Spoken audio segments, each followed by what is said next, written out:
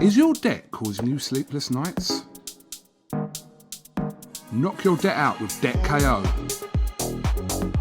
And your debt won't be the only thing keeping you up at night. Debt KO. Free, impartial advice on all your debt.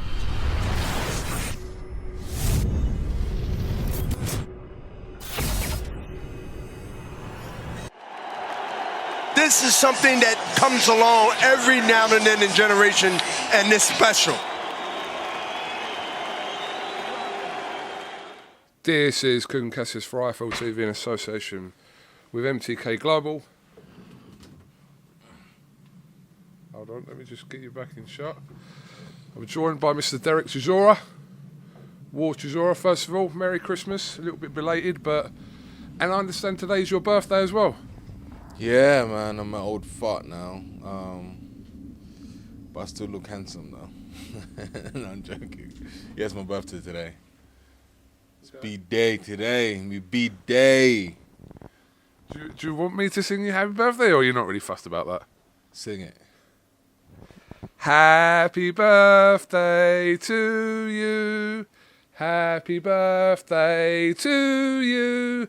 Happy birthday, dear Del Boy. Happy birthday to you. Did you put a bit of Indian in there and a bit of Sri Lankan in there? Bit of Pavarotti in there as well? All right, medley. You know what? Yeah. As they say on Britain's Got Talent, we'll be telling you on to the next round. Oh, wonderful, wonderful, Derek. How's your Christmas period been anyway? You know what? It's been sad because, you know, my kids didn't get to spend Christmas with their grandparents. You know, it's been sad for everybody. So for me to see and say, oh, my Christmas was amazing, it's totally a lie. It's been sad for everybody. You know, yes, Christmas was there, but it was just sad. I think a lot of people can kind of share those sentiments. It's been a very strange year all round, and we're kind of glad to see the back of it. We're not out of the woods of whatever's obviously the situation is, but we can only pray for a better 2021. Now, my friend, 2021 is going to be the horrible year. It's going to be worse. You think 20 is worse? 21 will be worse. Trust me, man. You know, I said to one of my friends, I was like, when this whole thing, Corona thing started, I go to him, listen, this is like Armageddon. He goes, nah, it's not. I'm like, trust me, this is Armageddon. This is like completely standstill. You know, poorest countries are getting poor. You know, the rich, some of the rich are getting poor now. You know, people are losing their jobs. People can't feed their kids. You know, people don't have money. I'm like, trust me, this is going to be worse. And next year, it's going to be worse, man. It's going to be dangerous next year. Okay. Well, I hope that's not the case, but I understand what you're saying, why you're saying it.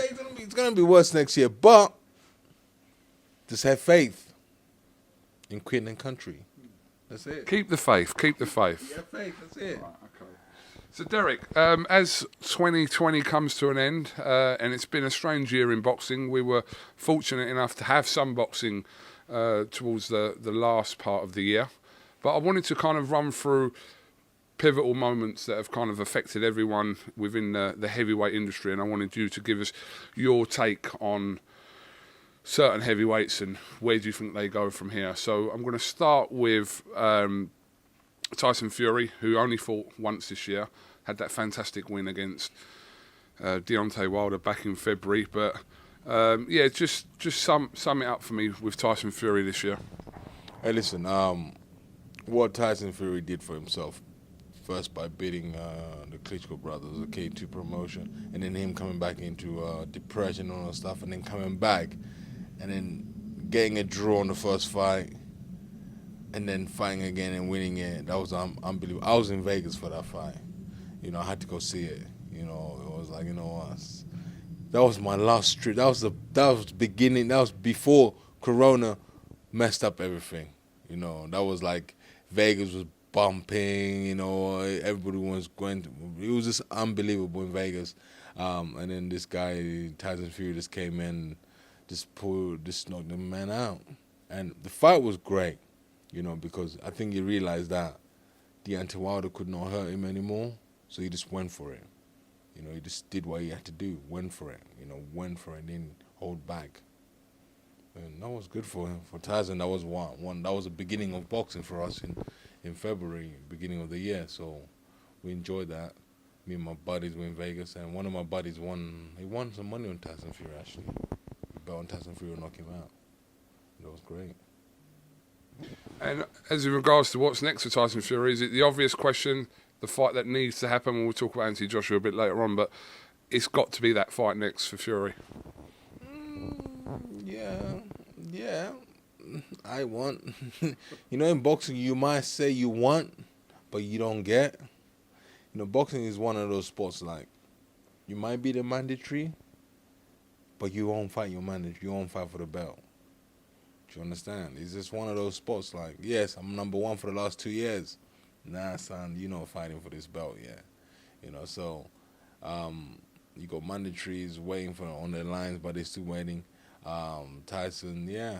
You know, we all want to watch the fight, but we can only when they get in the ring, that's when we say thank you very much for this fight. But before that, man, it's all lost cause for us, for anybody who's dreaming about that fight right now. Because there's two people, Eddie and Frank Warren and Bob Arum, yeah. So they have to come to a conclusion of this is what's here and this is what we're gonna do, and this is how many belts are there. But it is what it is. And if that fight happens, it has to happen in London, Wembley. I ain't got time to go to Saudi, man. Saudi's too far. Derek, how would you sum up the year that Deontay Wilder has had, who's still a serious force in the heavyweight division, regardless of his defeat to Tyson Fury? But how would you sum up kind of the year that he's had? Listen, you know, I say this, boxing and tennis, there also has to be one winner. And he needs to just, now, you know what? I lost whatever. I'm getting back on my rematch. I'm training, I'm back in the gym. Instead of him coming out with all these excuses, my this. We don't want to hear that. We just want to hear, you know what? I'm getting ready now. The fight's happening, and then we will all be happy, you know. But if he's having a bad year, bro, he's not having a bad year yet, man, because we all having a bad year. You know, so, yeah, this is still his wife, his house, his kids. Most people are losing all that crap right now in their houses and stuff. Some people are going through a divorce. I don't know. Should be happy. And in regards of a next fight for him, he may still fight Tyson Fury. We don't know the situation completely there, whether that is completely dead and buried, that third fight. But what's a good fight for Wilder next if it isn't Fury? Contract says he fights Tyson Fury 3 times. So what's everybody trying to come up with their own conclusion for? We've seen the first fight, we've seen the second fight, now we're going to see the third fight. So I'm hoping the third fight's going to happen. So all this nonsense where everybody's saying, oh, we don't know what he's going to, who should fight next? No. Let's not spread those rumors. He's going to fight Tyson Fury again next year. Okay. Let's move on to Anthony Joshua. Obviously, off the back of last year, December, he regained his belts in Saudi Arabia against Andy Ruiz. Only fought the once this year, like the majority of the heavyweights, but were you impressed with his win over someone you know very well in Kubrat Pulev as well? Yeah, man, his win was great. You know, there's one point when he hit him so hard, the guy wanted to run out of the ring. Did you see that? Oh, Jesus, this boxing game is so dangerous. I've never been hit so hard that I want to run out the ring, I'll be honest with you, because I don't know what he got hit with, man. Was it a sledgehammer or what? Because he turned his back and he started running away. I'm like, wow. Yeah, man, it was a good fight. It was a good win for him. Great. And the way he boxes as well was great. You know, he boxed on his feet, and then by the time he wanted to take him out, he took him out. You know, that was a great performance from AJ. Unbelievable. Great. Unbelievable. You know, well, everybody wants to see the fight. The Gypsy King and AJ. Derek, some people were critical after round 3 of that fight, round 3 to 9, that because he didn't obviously get rid of him in that third round. But are people being too critical by saying, oh, he should have got him out there in the third round? Maybe flashbacks to his fight with Andy Ruiz, the first one at Madison Square Garden. But are people being too critical? He'd done the job and he knocked him out emphatically. So when people are kind of questioning that or putting doubt on that, are they being too critical with that? You know, human beings are hard creatures to please, man. Because 1 minute, if you knock the guy out in third round, oh yeah, he was too old, he was in his 40s, you know, he was washing done. And then if he drops you, you got dropped by a 4-year-old, all this, and there's always something wrong with what you do in life, you know. But, you know, he did what he did for himself, and he's happy with what he did. You know, everybody else was, you know, bloggers, you guys are easy. It's easy for you guys to just write the words and put them out there for people to read them, because there's no feelings in words, but you're hurting somebody else's feelings who's worked hard to do that performance, you know, to show you guys he can box on his back foot and everything. And then sometimes you guys say, you know what, forget it. I'm just going to take a pen and paper and write, oh, performance was crap. You could lose the game out and then the third round, blah, blah, blah, blah. You know, it's easy to write those things. But for you to lace up the gloves to just go do one circuit, it's hard for you, you know what I'm saying? But they need to just ease off a little bit, man. That's all. You know. There was a lot made after his fight that he wasn't vocal enough for people's opinions about Tyson Fury. He since then now has come out and made it very clear that that's the fight he wants. But immediately after the fight, he wasn't, like I said, as vocal as people maybe wanted to be about Tyson Fury. Why do you think that was immediately after the fight? No, because last time he was so vocal, it was about Deontay Wilder. You know, he goes, yeah, I want to fight Deontay. I want to fight Deontay Wilder. I want to fight him. Yes, I want to do it happen. Never happened.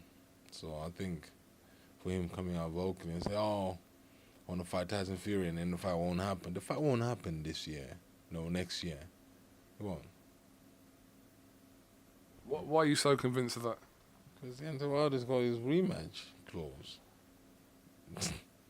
I don't know why everybody's still singing on the same tree. I will bet you any money. Do you want to bet? I'm not going to bet you no, but I'd like to think that you're wrong in what you're saying. No, I'm not wrong. I'm right. Do you want to bet?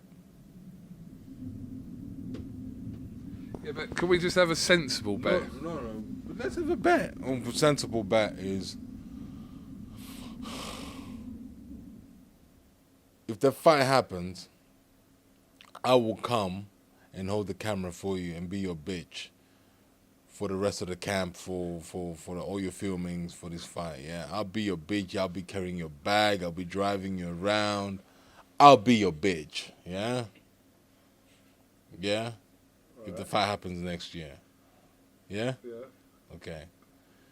But if the fight don't happen next year, it's the other way around. You're my bitch. You come to my house. You drive me. You take my kids to school. You pick up my dog shit. For how long? Yeah.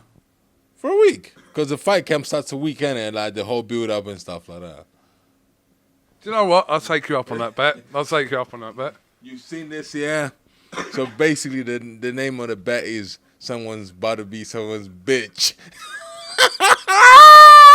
All right, I'll take you up on that. Wait, will you give me food and water? That's all I want to know. No, you don't give your bitches food and water. You have to cook. Okay. All right. I'll be your bitch, you be my bitch, Okay. whoever wins the bet, yeah? Okay. Somebody's about to be someone's bitch. You know, I'm praying for the fight now. Being locked up in one of your cellars down near your house isn't my idea of fun. But anyway, okay, we'll see. But you hope you're wrong as well. You hope you're wrong in what you're saying, surely, as well. You can't be wrong, mate. You know, Tyson Fury was going to fight a couple of months ago. And then Deontay Wilder went to court in America, and then they pulled the fight out. You know, there's problems, mate. Deontay Wilder wants his rematch. That is it. If Deontay Wilder comes back, you know what? I'm gonna hold on for now. I'm gonna step aside for now, so AJ and Tyson Fury can fight. Yeah, but no, Deontay Wilder wants his rematch. All right, we'll see how that situation plans out. Moving on, I want to talk about obviously your last opponent. His real introduction into the heavyweight scene. Alexander Usyk. We're keen to see where he goes next year. He's got a mandatory situation with Anthony Joshua as well. But how do you sum up his year? Great. His year. Listen, first of all, the guy can't punch. All he did was running away from the fight. Very disappointed in that. I thought we were in the professional games. I don't think we're in the amateur games. I pushed the fight. I chased the fight. I did everything in the fight. All he did was run away. To be honest with you, he's not scary in the heavyweight division. To be honest with you, he's not. I mean, physically, he's not strong. His power punches, I ate one of his best shots. Didn't even bother me.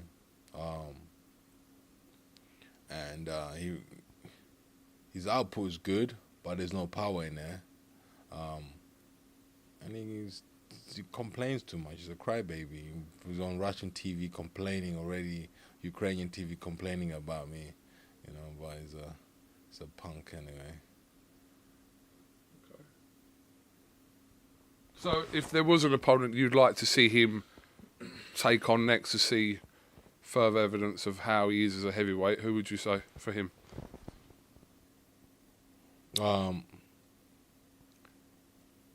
With his movement, he will beat Dylan. He will beat George Joyce. It's his movement. If you're not prepared for that movement, if you're not prepared to go to the trenches, he's gonna walk over you.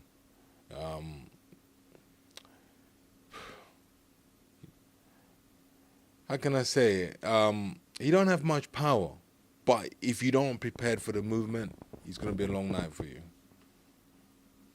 So who should I see him fight next? He's a mandatory for the WBO, isn't he? He should fight for it. That's the whole point of becoming a mandatory. You fight for your belt you became mandatory for. It's not because, you this and this. No, you're mandatory, you fight for it. That's the whole point. But anyway, we'll see. Which brings me on to your old rival, Dillian Whyte. Sum his year up for me, Derek. He was winning the fight, and then for a split second, he just switched off. But he was winning the fight. There was nothing wrong with his performance. He was winning it. It's boxing, man. These people don't get it. But there's nothing wrong with it. There's nothing wrong he did. It's boxing. Get caught with a good shot, you go. So, you'll bounce back. He's training now. Alexander's not in training. Alexander's on holiday right now. But we know the fight was meant to have taken place in November. It doesn't look likely that maybe his next fight there. I think he's put it out there, Eddie Hearn's put it out there, that they may look for someone else while Povetkin's recovering from COVID-19. So they're talking about Luis Ortiz possibly for Dillian Whyte. Yeah, she fight Luis Ortiz. Great fight for him. Good fight. Good fight. What date? I'm assuming around February time. Yeah, great fight for him. No pay-per-view, is it? I'm not going to pay pay-per-view for that, are they? Couldn't? Well, I should imagine if Ortiz fights Dillian Whyte, it would be on pay-per-view, yes. Why? He just came back from a loss. Just assuming that it would be on... Clapped out. He got clapped out. Do you know what the Russian said to his corner? Coach goes, Alexander, what's wrong? He goes, I don't see the shot. His coach goes, what do you mean? He goes, I got something I want to try. He goes, what do you want to try? He goes, let me just try something. And he chucked that looping over top and he dipped and he came up, boy. But after that, bro, Dylan was winning the fight anyway, man. But it's boxing, mate. It's hard. Okay, moving on. Joe Joyce, who you briefly mentioned there. What kind of years Joe had? Fantastic win over Dubois for a start. Oh, yeah, man. That was That was a good fight. You know, I think the problem was Daniel Dubois didn't respect Joe Joyce. I think the whole team didn't respect Joe Joyce. I mean, like, from his managers to his promoters, didn't respect Joe Joyce. They said, oh, he boxes very slow. His movement is not great. By the time and when Daniel went in there, he was zapped out. He didn't have no energy. He overtrained for that fight. And then Joe didn't do anything amazing. He just kept the jab going. Kept that double jab, the slow jab going. Boom, boom. Instead of Daniel to move his head, he could not move his head. It was more like, hit me and I hit you, hit me and I hit you. At least he had 2 fights this year, sorry. Well done to everybody that had 2 fights this year. Yeah. Does a fight with Joe Joyce interest you? Depends how much BT are paying. It's about money, man. It's about money. For me, it's about money. BT are paying money? Yeah, I'll take it. Just coming back to Daniel Dubois, young heavyweight. Can he bounce back next year? Yes. I messaged him. I was like, you know what? That's the best thing of your career you could ever do for yourself. Taking a knee. Take the knee. Why are you going to be fucking blind for? Because everybody wants to call you a hero? Suck out, mate. Take the knee. I messaged him after. I was like, mate, best thing you'd ever do for yourself was taking that knee. Because afterwards you'd have been fighting. So you won the fight. And then, you can't fight anymore because your eye is passed up. And then people are like, oh yeah, it was a good fight, but it was good. Nah, man, take the knee. So everybody keeps saying, oh, why did he take the knee? He chickened out, this and this and this. Nah, man. We take the knee. How old is he? 23 or 4, I think. Mate, he's running a marathon. He's not running 100 meters, but he's got years in him, bro.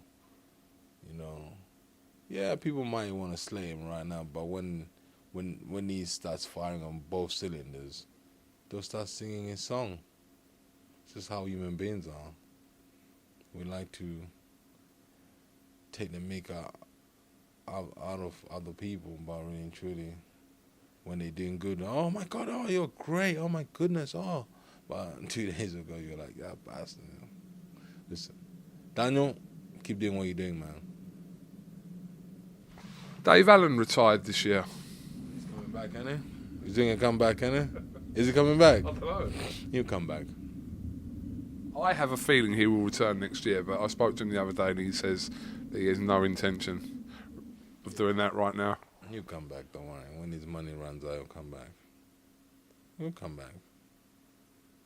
They all retire and come back. Even David retired and came back, didn't he? Tony's coming back. You know that? No, he's not. No, he ain't. He's coming back. I know you're not serious. There's no way Bellew comes back. I'm telling you, man, Bellew is coming back. Don't tell him I told you, though. I won't tell him you told you, but the camera will tell people that you told me. I don't know what you're talking about. He's coming back, man. What about Hughie Fury? What's your opinion about him this year, and what can he do next year? Good fight. I think Hughie Fury should fight. What's his name? Who won the WDC belt? What's his name? From Glasgow. What's that black guy's name? Martin McCauley. Yeah, Hughie Fury, Martin McCauley. They should fight. And what's his is it Alan Babbage. How many rounds what round did he fight in his last fight? Was it 6 or 10? I think it was an 8-rounder, wasn't it? Yeah. Ali Babbage should fight what's his name? What's the other Dylan's heavyweight guy? Fabio Wardley. Yeah, Ali. That's unlikely to happen, but they should. That's just where you decide where you push more. You know, there's no point of these guys keep fighting these guys, nobodies, and then suddenly when they get to the real top, and then they don't really, you know, it's hard. Like for me, for instance, look at me. I boxed Sam Sexton in my 6th fight, and we did a 6th round, and after that we boxed against each other in Birmingham. So I think they should. So that way they know exactly where they are. It's not a bad thing if they fight and win a, you know, it's not bad. It's just progressing. Because right now they're all fighting nobodies. You know, and then the hype is about, oh, hype, but really and truly. Them two, they fight each other. Actually, both, Yuri Fury and the other guy, Ali Babbage and Ali Wardley, great fight. They should fight. But a good fight, a good little 10-round, it'll be amazing. Yeah, no, I agree. Yeah. Derek Chisora. Me. So basically, me and David, we're cooking something big right now. Trying to do 4 fights next year. 4.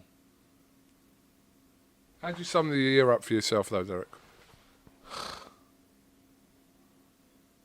Not great. Not good. Not good. You know, you have to shout out to the promoters, you know, to Eddie Hearn and Frank Warren and BT and Sky, you know, for making these things happen, you know, for Eddie Hearn making. I think Eddie had more shows this year than he ever did before. I think, you know, we're just trying to find ways of putting fighters out there. You know, it's gonna be next year. I think next year will be amazing for boxing because I think people got the taste of boxing since they've been in lockdown.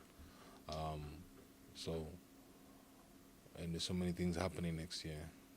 Big announcement. So many great things gonna be happening for boxing. So, I'm just excited. When can we expect to see your return to the ring? Should I tell him? Huh? You back in the gym? I'm back in the gym, February, end of February. Yeah, so it's exciting times. Are you ready to be my bitch? We'll see about that. I feel like if you win, you will insist me doing it. But I feel like if I win, it's going to be hard work for me to get you to do it. That's how I feel. No, bro. Listen, I'm a man. I'll hold up to my bargain, bro. I will hold up the camera. I'll carry a bag for you. Listen, I'll even light up your cigarette for you, man. And say cigars. I'm like, yes, boss. The plane. Yes, boss. All right. I'll even get you a bell. I'm like, yes, boss. Would you like a cup of tea? How many sugars, boss? All right. This is an extra incentive. I want this fight to happen. Derek, just before we finish, have you just got a message of positivity as we close out on 2020? Listen, message of positivity out there is be kind to one another right now. You know, help somebody.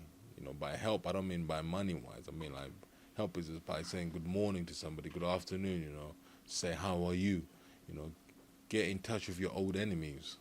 Say, hey, I hope you're well, everything is good, you know, because life right now is in a bad place, and just be kind to one another, you know, be nice, you know, and then respect your family, you know, because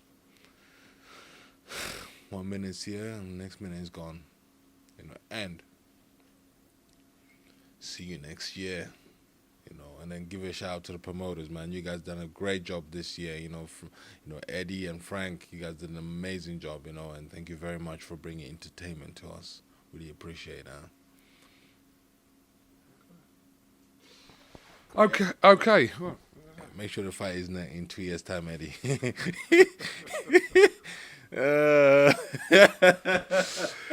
All right, Derek Chisora, thank you very much for talking to IFL TV. I hope you had a wonderful Christmas, happy birthday, and we hope you have a wonderful New Year.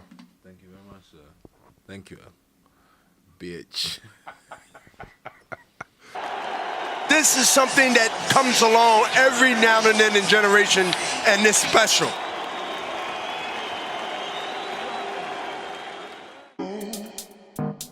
Is your debt causing you sleepless nights? Knock your debt out with Debt KO. And your debt won't be the only thing keeping you up at night. Debt KO, free impartial advice on all your debt.